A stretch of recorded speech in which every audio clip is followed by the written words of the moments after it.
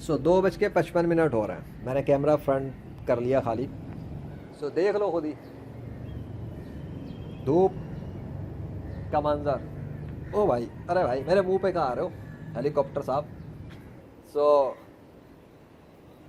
یہ بات سمجھ لو اور دماغ میں رکھ لو, کوئی بھی شخص گمراہ کرنے کی کوشش کر رہا ہے اگر قرآن کے حوالے سے یا صحیح حدیث کے حوالے سے, ٹھیک ہے, تو اس شخص سے دور رہو.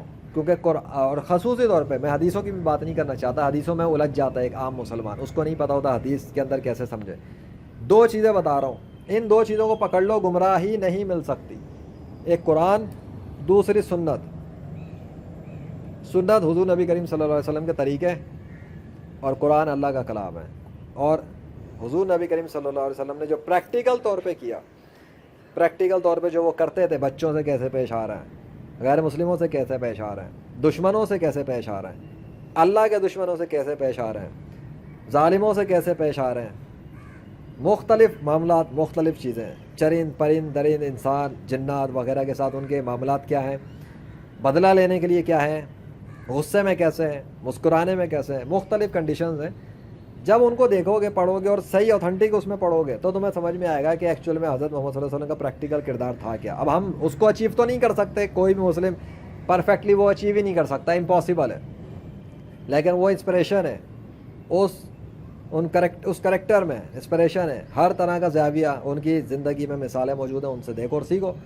رہ گئے عام مسلمان, اور اکثر مسلم کر کے آ رہے ہیں اپنی زندگی میں قرآن کے ساتھ, کیسے اس کو کھیل تماشا بنا لیا ہے, کیسے اس کی آیتوں کے ذریعے ایک دوسرے کے خلاف کفر کے فتوے دیتے ہیں, کیسے اس قرآن کی آیات کے ذریعے ایک دوسرے سے بحث مباحثہ کرتے ہیں, حالانکہ اصل کام کرنے کا کیا تھا کہ دنیا کے غیر مسلموں کو اسلام کے اندر داخل کرنے کی کوشش کرتے, اور ان کو اللہ کے وجود پر, سچے خدا ہونے پر, اور حضرت محمد صلی اللہ علیہ وسلم کے آخری نبی ہونے پر مطمئن کرتے. اصل کام تو یہ تھا.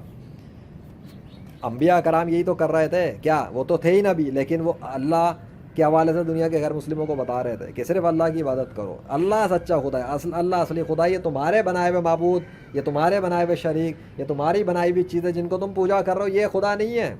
یہ تمہاری جیسے پتھر کے بت, یہ تمہاری طرح کے معمولی سے, یہ تمہاری طرح کے جو ہے نا انسان, یا یہ جو خود بے بس مکھی بھی نہ اڑا سکیں خود سے.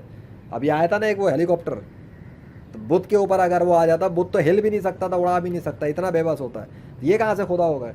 یہ ساری چیزیں انہوں نے سمجھائیں, عقل, کامن سینس, مثالیں دے کر. اس وقت کیمرے نہیں تھے, ورنہ تو شاید وہ بھی ویڈیو ریکارڈنگس کر کے دکھا دیتے اپنے مارے کل.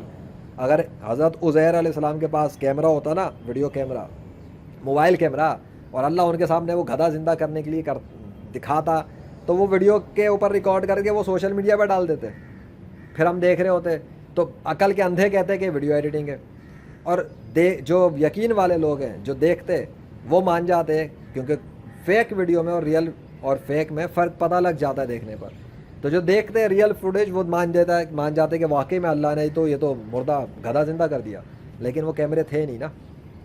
دور کی بات ہے. آپ 21ویں صدی کے کیمرے ہیں, میں کیمرے استعمال کرتا ہوں, میں ویڈیو فوٹیج ریکارڈ کر لیتا ہوں, میں ڈال دیتا ہوں سوشل میڈیا پہ.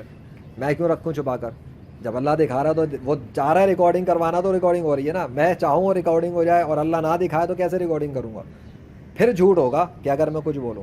ایسا نہیں ہے. So this is for today by the mercy of اللہ. سو ایک بار پھر سے میں پورا ویو دکھا دوں, ٹائم بھی بتا دیتا ہوں.